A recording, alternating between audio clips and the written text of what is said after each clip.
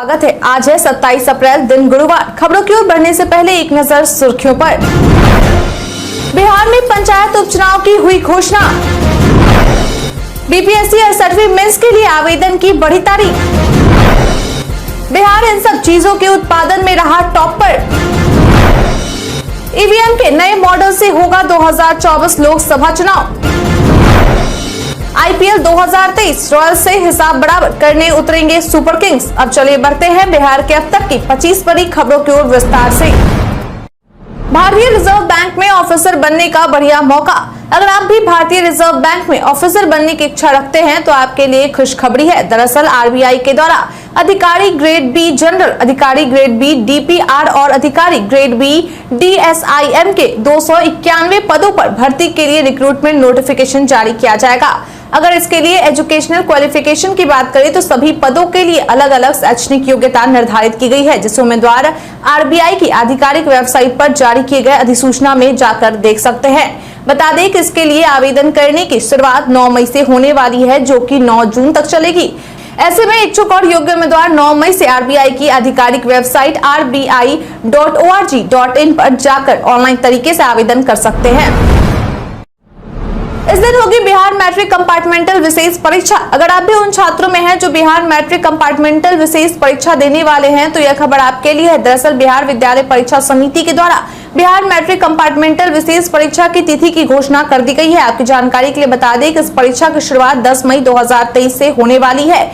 वहीं यह परीक्षा 2 पालियों में आयोजित की जाएगी, जिसमें 10 और 12 तारीख को होने वाली पहली पाली की परीक्षा की शुरुआत सुबह 9:30 बजे से शुरू होगी, जो कि 12:45 तक चलेगी, और फिर दूसरे पाली की परीक्षा की शुरुआत दोपहर 2 बजे से होगी, जो कि शाम 5:15 तक चलने वाली है। वहीं 11 तारीख को होने वाली पहली पाली की परीक्षा की शुरुआत सुबह 9:30 बजे से होगी, जो कि 12:15 तक चलेगी, और दूसरी पाली की परीक्षा की शुरुआत 2 बजे से होगी, जो कि 4:45 तक चलेगी।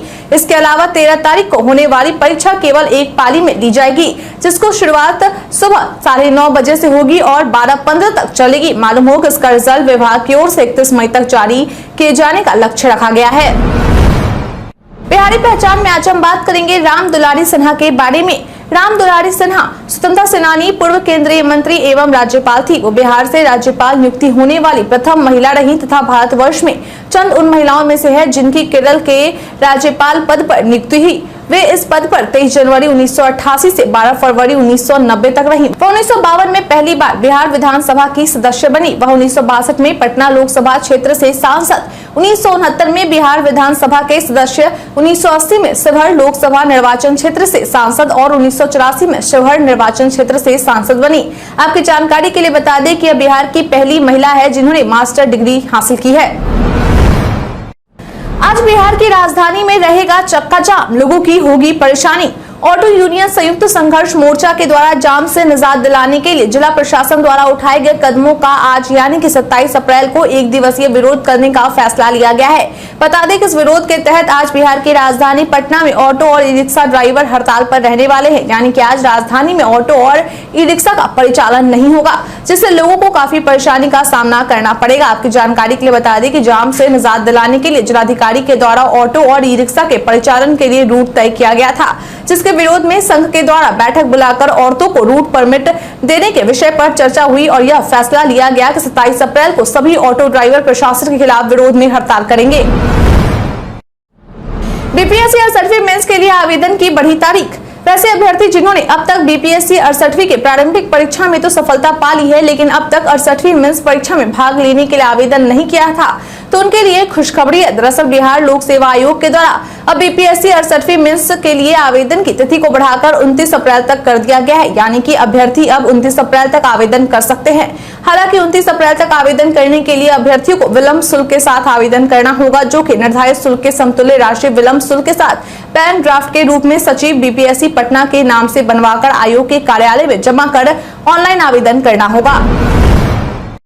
बिहार इन सब चीजों के उत्पादन में रहा टॉप पर। उद्यान निदेशालय की ओर से जारी किए गए आंकड़े से यह जानकारी निकलकर सामने आई है कि बिहार पूरे देश में लीची, मशरूम, मखाना और लंबी भिंडी के उत्पादन में सबसे टॉप यानी कि पहले स्थान पर है। वहीं अगर अन्य चीजों के उत्पादन में बिहार का स्थान देखें तो बिहार आलू उत्पादन में देश में 17.1% के साथ तीसरे स्थान पर है। इसके अलावा आम 8% और शहद 12.6% के उत्पादन के साथ बिहार पूरे देश में चौथे नंबर पर है। वहीं केला उत्पादन में बिहार 6% के साथ देश भर में 7वें नंबर पर है। की जानकारी के लिए बता दें कि लीची का उत्पादन पूरे देश भर की तुलना में बिहार में 40% होती है। इसके अलावा मशरूम 10%, मखाना 85% और लंबी भिंडी 13% होती है। बिहारी पर्यटन में आज हम बात करेंगे महाराजा लक्ष्मीश्वर सिंह संग्रहालय के बारे में। दरभंगा में महाराजा लक्ष्मीश्वर सिंह संग्रहालय प्रमुख पर्यटन स्थल है जो आगंतुकों के बीच लोकप्रिय है।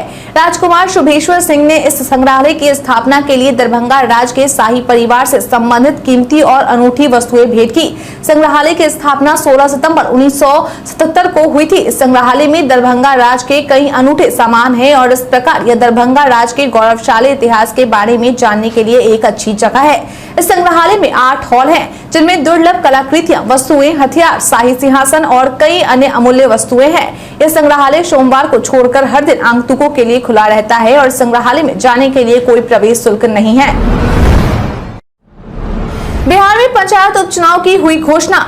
राज्य निर्वाचन आयोग के द्वारा बिहार में 3522 पदों पर होने वाले पंचायत उपचुनाव की घोषणा करते हुए राज्य के सभी निर्वाचन पदाधिकारी को पत्र लिख दिया गया है। बता दें कि बीते दिन से संबंधित क्षेत्र में आचार संहिता लागू कर दी गई है।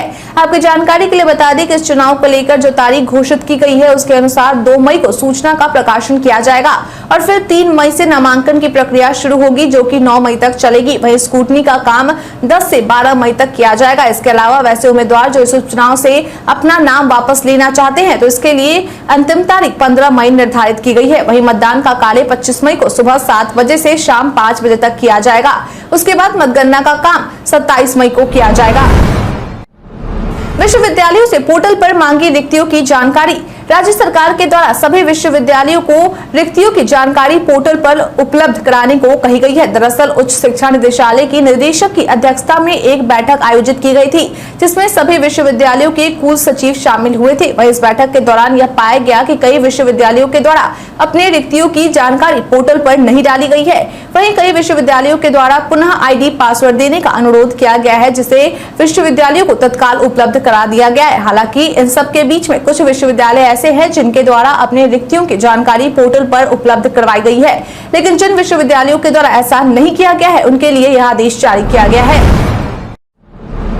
बिहार के शहरी इलाकों में देश से ज्यादा जल स्रोत। भारत के इतिहास में पहली बार केंद्र सरकार के द्वारा देश भर में जल स्रोतों की गणना करवाई गई है जिसमें बिहार के कुल 45,793 जल स्रोतों की गणना की गई है। आपकी जानकारी के लिए बता दें कि राज्य के इन 45,793 जल स्रोतों में से 43,831 जल स्रोत ग्रामीण क्षेत्रों में है और बाकी बचे 1,962 जल स्रोत शहरी क्षेत्रों में है। मालूम हो कि इस गणना से निकले आंकड़े से यह बात निकलकर सामने आई है कि देश में 55.2% जल स्रोतों को स्वामित्व निजी हाथों में है और 44.8% जल स्रोतों का स्वामित्व सार्वजनिक क्षेत्र में है। वहीं बिहार में 39.2% जल स्रोतों का स्वामित्व निजी हाथों में है और 7.8% जल स्रोतों का स्वामित्व सार्वजनिक क्षेत्र में है। मालूम हो कि देश की तुलना में अधिक जल स्रोत है। आपकी जानकारी के लिए बता दें कि देश में केवल 2.9% जल का स्रोत ही शहरी क्षेत्रों में है जबकि बिहार में 4.3% जल का स्रोत शहरी क्षेत्रों में है जो कि देश की तुलना में अधिक है। आरजेडी ने घोषित किए प्रवक्ताओं और प्रकोष्ठ के प्रदेश अध्यक्षों के नाम। बीते दिन आरजेडी के प्रदेश अध्यक्ष जगदानंद सिंह के द्वारा सत्र 2022-25 के अपने प्रदेश प्रवक्ताओं और प्रकोष्ठ के प्रदेश अध्यक्ष के नाम की घोषणा की गई है। इसमें मुख्य प्रवक्ता शक्ति यादव को बनाया गया है। वहीं इज्जा यादव, सतीश कुमार दास, चितरंजन गगन, मृत्युंजय तिवारी, मोहम्मद एजाज अहमद, सारिका पासवान, डॉक्टर उर्मिला ठाकुर प्रदेश प्रवक्ता बनाए गए हैं। वहीं प्रकोष्ठ के प्रदेश अध्यक्ष के रूप में अनिल कुमार उर्फ साधु पासवान को अनुसूचित जाति जनजाति प्रकोष्ठ को प्रदेश अध्यक्ष बनाया गया है। वहीं इसके अलावा राजनीति प्रसाद को अधिवक्ता प्रकोष्ठ, संतोष कुमार भारती को झुग्गी झोपड़ी एवं स्वच्छकार श्रमिक प्रकोष्ठ, विजय कुमार यादव को पूर्व सैनिक प्रकोष्ठ, पीके चौधरी को आपदा प्रबंधन, अशोक कुमार गुप्ता को बुद्धिजीवी प्रकोष्ठ, कुमार राय को शिक्षक प्रकोष्ठ, महेंद्र विद्यार्थी को पंचायती राज प्रकोष्ठ और प्रवीण कुमार मिश्रा कवि जी को दिव्यांग प्रकोष्ठ का प्रदेश अध्यक्ष के रूप में चुना गया है।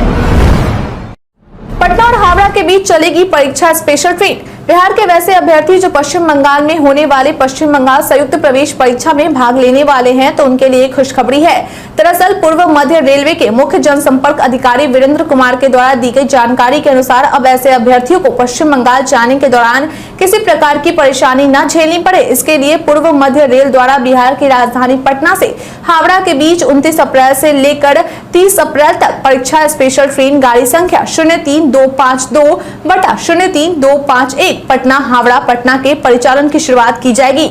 बता दें कि 29 अप्रैल को गाड़ी संख्या 03252 पटना हावड़ा परीक्षा स्पेशल ट्रेन पटना से 2 बजे खुलेगी और 11:45 में हावड़ा पहुंचेगी। वापसी में गाड़ी संख्या 03251 हावड़ा से 30 अप्रैल को 11 बजे खुलेगी और अगले दिन 10 बजे पटना पहुंचेगी। राजस्व संग्रह 27.23% अधिक। वित्त वाणिज्य कर एवं संसदीय कार्य मंत्री विजय कुमार चौधरी के द्वारा दी गई जानकारी के अनुसार राज्य ने पिछले वर्ष की तुलना में वित्तीय वर्ष 2022-23 में केंद्र से प्राप्त होने वाली क्षतिपूर्ति के बगैर 27.23% अधिक राजस्व संग्रहण किया है। बता दें कि वाणिज्य कर विभाग के प्रयास के द्वारा वित्तीय वर्ष 2022-23 में कुल 34,532 करोड़ रुपए राजस्व संग्रह किया गया है। वहीं ऐसा होने पर मंत्री विजय कुमार चौधरी के द्वारा कहा गया है कि विभाग को यह उल्लेखनीय सफलता वाणिज्य कर विभाग द्वारा विभिन्न सर्विस सेक्टर में की गई कार्रवाई का फल है। उन्होंने कहा कि केंद्र सरकार के द्वारा भी वाणिज्य कर विभाग के प्रयासों को उत्तम प्रयास माना गया है। बिहार में कक्षा 8 तक के किताबों में पाई गई 2054 गलतियां। राज्य शैक्षिक अनुसंधान एवं प्रशिक्षण परिषद यानी कि SCERT के द्वारा राज्य की कक्षा 8 तक की किताबों में कुल 2054 गलतियां पाई गई हैं। बता दें कि इन 2054 गलतियों में मात्राओं की गलतियां शामिल है। आपकी जानकारी के लिए बता दें किताबों में मौजूद गलतियों का पता लगाने के लिए SCERT की ओर से एक टीम का गठन किया गया था और इन्हीं गठित टीम के द्वारा किताबों में इन गलतियों की पहचान की गई है और फिर बड़ी कार्रवाई करते हुए इनमें सुधार लाया गया है और किताबों को प्रकाशित करवाया गया है। बता दें कि इस मामले को लेकर SCERT के निदेशक सज्जन आर के द्वारा कहा गया है कि कई किताबों में चैप्टर में चित्र चार्ट आदि भी साफ से नहीं दिखाई दे रहे थे, जिनमें सुधार किया गया है। मालूम हो कि किताबों में सुधार आने से अब बच्चों को पढ़ने में कोई परेशानी का सामना नहीं करना होगा। बिहार में बदलेगा मौसम का मिजाज। अप्रैल में लू से तप रहे बिहार में मौसम का मिजाज बदल गया है। अप्रैल के 25 दिनों में मौसम में उतार चढ़ाव बना रहा। लू के कहर से परेशान लोगों को तापमान में गिरावट से राहत मिली है। वहीं आसमान में हल्के बादल आ सकते हैं। अगले 24 घंटे तक उत्तर बिहार के कुछ स्थानों पर बूंदाबांदी की संभावना बनी रहेगी। वरीय मौसम विज्ञानी डॉक्टर ए सत्तार ने कहा है कि मौसम पूर्वानुमान के अनुसार अगले 30 अप्रैल तक उत्तर बिहार के जिलों में आसमान में हल्के बादल आ सकते हैं। अगले 24 घंटे तक उत्तर बिहार के कुछ स्थानों पर बूंदाबांदी की संभावना बनी रहेगी। 27 अप्रैल से मौसम शुष्क रहेगा। इस अवधि में अधिकतम तापमान 35 से 38 डिग्री सेल्सियस के बीच रह सकता है, जबकि न्यूनतम तापमान 20 से 24 डिग्री सेल्सियस रहेगा। पूर्वानुमानित अवधि में औसतन 8 से 14 किलोमीटर प्रति घंटा की रफ्तार से पछिया हवा चलेगी। ईवीएम के नए मॉडल से होगा 2024 लोकसभा चुनाव। एक तरफ जहां 2024 में होने वाले लोकसभा चुनाव को लेकर पार्टियों के द्वारा अपनी जीतोड़ कोशिशें की जा रही हैं, तो वहीं दूसरी ओर अब यह खबर निकलकर सामने आई है कि 2024 में होने वाले लोकसभा चुनाव में ईवीएम के नए मॉडल से करवाया जाएगा। इसके लिए चुनाव आयोग के द्वारा सभी जिलों को आवंटन जारी कर दिया गया है। आपकी जानकारी के लिए बता दें कि नए ईवीएम की मदद से एक लोकसभा क्षेत्र में एक कंट्रोल यूनिट से 384 प्रत्याशियों को एक साथ मतदान कराया जा सकता है और साथ ही इसके कंट्रोल यूनिट में 24 बैलेट यूनिट को जोड़ा जा सकता है। मालूम हो कि ईवीएम का जो नया मॉडल तैयार किया गया है वह ईवीएम का M3 मॉडल है, जिसे भेल कंपनी द्वारा तैयार किया गया है। आपकी जानकारी के लिए बता दें कि नया मॉडल पुरानी मशीन से काफी अपग्रेड है और कई मायनों में अच्छा है। नहरों व तटबंधों की भूमि पर पौधे लगाकर बढ़ाई जाएगी हरियाली। राज्य में हरियाली को बढ़ाया जा सके, इसके लिए नहरों के ढलान व चाट भूमि के साथ साथ नदियों के तटबंधों पर पेड़ लगाए जाएंगे। बता दें कि इसके लिए कार्य योजना भी बना ली गई है और यह भी योजना तैयार कर लिया गया है कि किस किस क्षेत्र में कौन कौन से पौधे लगाए जाएंगे। बता दें कि यह निर्णय एक बैठक में लिया गया था, जो कि विकास आयुक्त विवेक कुमार सिंह की अध्यक्षता में की गई थी। मालूम हो कि इस कार्य की जिम्मेदारी विकास आयुक्त के द्वारा इसकी संयुक्त जिम्मेवारी जल संसाधन विभाग और पर्यावरण वन एवं जलवायु परिवर्तन विभाग को दी गई है। ये दोनों विभागें पौधारोपण के लिए स्थल की पहचान करेंगे और साथ ही इसके लिए कार्य योजना भी बनाएंगे। इसके तहत पर्यावरण वन एवं जलवायु परिवर्तन विभाग के DFO और जल संसाधन विभाग के कार्यपालक अभियंताओं को सर्वेक्षण कर जमीन की पहचान का टास्क सौंपा गया है। प्राकृतिक आपदा से निपटने को लेकर मंत्री शाहनवाज आलम ने कही ये बात। बिहार सरकार के द्वारा राज्य में बाढ़ और सुखाड़ से निपटने के लिए पूरी तैयारी कर ली गई है। इसको लेकर आपदा प्रबंधन मंत्री के द्वारा ईटीवी भारत के साथ हुए साक्षात्कार में बताया गया है कि बाढ़ से पूर्व राज्य के सभी जिला पदाधिकारियों के साथ मुख्यमंत्री, उप मुख्यमंत्री और आपदा विभाग के द्वारा बैठक कर सभी तैयारियों से निपटने का जायजा लिया गया और साथ ही जिन भी चीजों की जरूरत है उसके लिए टेंडर भी जारी किया गया है। इसके साथ ही मंत्री ने यह भी बताया कि हर जिले में एसडीआरएफ के लिए एक भवन का निर्माण किया जा रहा है ताकि आपदा के समय जवान पहले से भवन में तैयार रहें और साथ ही इस बार आपदा विभाग नई तकनीक का भी प्रयोग कर रहा है। इसके साथ ही नदी के कटाव को रोकने के लिए भी काम किए जा रहे हैं। मंत्री ने बताया कि विभाग के द्वारा उन लोगों को महज 24 घंटे में मुआवजा दिया जा रहा है जो आपदा से प्रभावित होते हैं। पंडित धीरेन्द्र शास्त्री इस दिन आ रहे हैं बिहार। पिछले कुछ समय से पंडित धीरेन्द्र शास्त्री काफी सुर्खियों में बने हुए हैं, लेकिन अब बताया जा रहा है कि उनका एक वीडियो वायरल हो रहा है जिसमें उन्होंने बताया है कि वह किस दिन बिहार आने वाले हैं। हालांकि उनके आने को लेकर अब तक आधिकारिक तौर पर कोई पुष्टि नहीं की गई है। वहीं जो वीडियो वायरल हो रहा है उसमें वे भोजपुरी भाषा में बोलते देखे जा रहे हैं। उन्होंने भोजपुरी में कहा है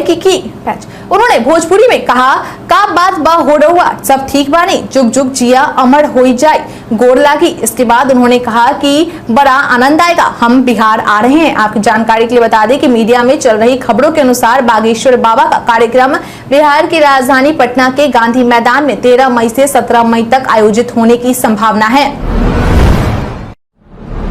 आनंद मोहन ने खुद को सहरसा जेल में किया सरेंडर। बीते दिन बिहार के पूर्व सांसद आनंद मोहन के द्वारा खुद को बिहार के सहरसा जेल में सरेंडर कर दिया गया है। बता दें कि 25 अप्रैल को उनके पैरोल की अवधि खत्म हो गई थी, जिस वजह से उन्हें बीते दिन खुद को सरेंडर करना पड़ा। हालांकि खुद को सरेंडर करने के दौरान आनंद मोहन के द्वारा किसी प्रकार का कोई बयान नहीं दिया गया। वहीं ऐसी उम्मीद की जा रही है कि वह स्थायी रूप से आज जेल से बाहर आ सकते हैं। हालांकि इसको लेकर अब तक कोई आधिकारिक तौर पर पुष्टि नहीं की गई है, लेकिन उनकी स्थायी रिहाई के लिए कवायद शुरू कर दी गई है। आपकी जानकारी के लिए बता दें कि आनंद मोहन अपने बेटे चेतन आनंद की सगाई को लेकर 15 दिनों के लिए पैरोल पर बाहर आए थे। वहीं इससे पहले भी वह अपनी बेटी की शादी के लिए पैरोल पर जेल से बाहर आ चुके हैं। तेजस्वी यादव के खिलाफ अहमदाबाद के मेट्रो कोर्ट में याचिका दायर। एक बार फिर से बिहार के उप मुख्यमंत्री तेजस्वी यादव की मुश्किलें बढ़ गई हैं। दरअसल बीते दिन बिहार के उप मुख्यमंत्री तेजस्वी यादव के खिलाफ अहमदाबाद के मेट्रो कोर्ट में भगोड़े मेहुल चोकसी को गुजराती ठग बताने को लेकर याचिका दायर कर दी गई है और उनके खिलाफ सख्त कार्रवाई करने की मांग की गई है। बता दें कि अब इस मामले की सुनवाई 1 मई को की जाएगी। आपकी जानकारी के लिए बता दें कि मीडिया रिपोर्ट्स के अनुसार तेजस्वी यादव के द्वारा कहा गया था कि अगर आज के हालात में देखा जाए तो सिर्फ गुजरात ही ठग हो सकते हैं, लेकिन उनकी ठगी को माफ भी कर दिया जाएगा। इसके साथ ही उन्होंने यह भी कहा था कि LIC का पैसा, बैंक का पैसा लेकर अगर फिर भाग जाएगा तो उसका जिम्मेदार कौन होगा। IPL 2023 रॉयल से हिसाब बराबर करने उतरेंगे सुपर किंग्स। आज जयपुर के सवाई मानसिंह स्टेडियम में संजू सैमसन की अगुवाई वाली राजस्थान रॉयल्स के सामने होगी धोनी की चेन्नई सुपर किंग्स। पिछली बार जब दोनों टीमें भिड़ी थी तब राजस्थान ने 3 रनों से जीत दर्ज की थी, इसलिए इस बार चेन्नई की टीम उसका भी बदला लेने मैदान में उतरेगी। जयपुर का यह मैदान गेंदबाजों को सूट करती है, इसलिए यहाँ आपको बड़े स्कोर शायद ही देखने को मिले। चेन्नई की टीम जीत के रथ पर सवार है। पॉइंट्स टेबल में टॉप पर काबिज चेन्नई की टीम को रोकना राजस्थान के लिए आसान नहीं रहने वाला है। राजस्थान का टीम अपना पिछला मुकाबला RCB के खिलाफ हार कर आ रही है। वहीं चेन्नई की टीम कोलकाता को 49 रनों से मात देकर आ रही है। चेन्नई के हौसले बुलंद है, लेकिन वो राजस्थान की टीम को हल्के में लेने की भूल नहीं करेंगे, इसलिए मुकाबले के दिलचस्प होने की पूरी उम्मीद है। हेड टू हेड देखें तो चेन्नई का पलड़ा भारी है। दोनों टीम अब तक 27 बार भिड़े हैं। 15 बार चेन्नई ने जीत दर्ज की, जबकि 12 बार राजस्थान ने जीत का स्वाद चखा है। देखना दिलचस्प होगा कि 28वीं बार जब दोनों टीम आमने सामने होगी तो जीत किसकी होती है। भारत के इतिहास में आज की तारीख है बेहद खास। मुगल साम्राज्य का शासक बाबर ने 1526 में दिल्ली के सुल्तान को पराजित कर नया बादशाह बना। मुगल शासक मोहम्मद शाह का 1748 में दिल्ली में निधन हुआ। कलकत्ता विश्वविद्यालय ने महिलाओं को विश्वविद्यालय शिक्षा के क्षेत्र में पात्रता के लिए 1878 में पहली मंजूरी दी। नेशनल डिफेंस कॉलेज की 1960 में नई दिल्ली में स्थापना हुई। प्रसिद्ध स्वतंत्रता सेनानी मनी भाई देसाई का 1920 में जन्म हुआ। भारत के सर्वोच्च न्यायालय के न्यायाधीश P सतशिवम का 1949 में जन्म हुआ। उत्तराखंड के 7वें मुख्यमंत्री हरीश रावत का 1947 में जन्म हुआ। 1930 में केरल के प्रसिद्ध समाज सुधारक TK माधवन का निधन हुआ। 2009 में हिंदी फिल्म अभिनेता, निर्देशक और निर्माता फिरोज खान का निधन हुआ। लंबे समय से कैंसर से पीड़ित हिंदी फिल्म अभिनेता विनोद खन्ना का 70 वर्ष की आयु में 2017 में निधन हुआ। 2009 में हिंदी फिल्म अभिनेता, निर्देशक और निर्माता फिरोज खान का निधन हुआ। पालघर में आज हम बात करेंगे फ्री कुकिंग स्टोव योजना के बारे में। सोशल मीडिया पर कई सूचनाएं वायरल होती है, लेकिन सभी सच हो ये जरूरी नहीं है। इसी कड़ी में आज हम बात करेंगे फ्री कुकिंग स्टोव योजना के बारे में। दरअसल पीआईबी ने अपने ट्वीट में लिखा है कि दावा किया जा रहा है कि फ्री कुकिंग स्टोव योजना के तहत सभी महिलाओं को सरकार फ्री में सोलर स्टोव देगी, जिसकी 10 साल की गारंटी होगी। पीआईबी ने अपने ट्वीट में आगे लिखा है कि दावा फर्जी है, केंद्र सरकार द्वारा ऐसी कोई योजना नहीं चलाई जा रही। व्हाट्सएप का आप 4 फोन में एक साथ कर सकते हैं इस्तेमाल। व्हाट्सएप एंड्रॉइड और iOS दोनों के लिए एक बड़ा अपडेट लेकर आया है। दरअसल व्हाट्सएप का नया अपडेट यूजर्स को एक अकाउंट को 4 फोन में इस्तेमाल करने की सुविधा दे रहा है। ऐसा करने के लिए यूजर्स को साइन आउट करने की भी जरूरत नहीं होगी और ना ही दूसरे फोन में व्हाट्सएप ओपन करने से चैट लॉस होगी। नए फीचर का फायदा खासतौर पर छोटे व्यवसाय के स्वामी का होगा। इस फीचर से आपका कोई भी कर्मचारी अब एक ही व्हाट्सएप बिजनेस अकाउंट से ग्राहकों को जवाब दे सकेगा, लेकिन इसके लिए आपको कुछ स्टेप्स फॉलो करने होंगे। सबसे पहले अपने फोन में व्हाट्सएप खोले, मोड ऑप्शन लिंक्ड डिवाइस पर टैप करें, अपने प्राथमिक फोन को अनलॉक करें, अपने प्राथमिक फोन को उस डिवाइस की स्क्रीन पर इंगित करें जिसे आप लिंक करना चाहते हैं और क्यूआर कोड को स्कैन करें। अब आपके दूसरे फोन में व्हाट्सएप ओपन हो जाएगी।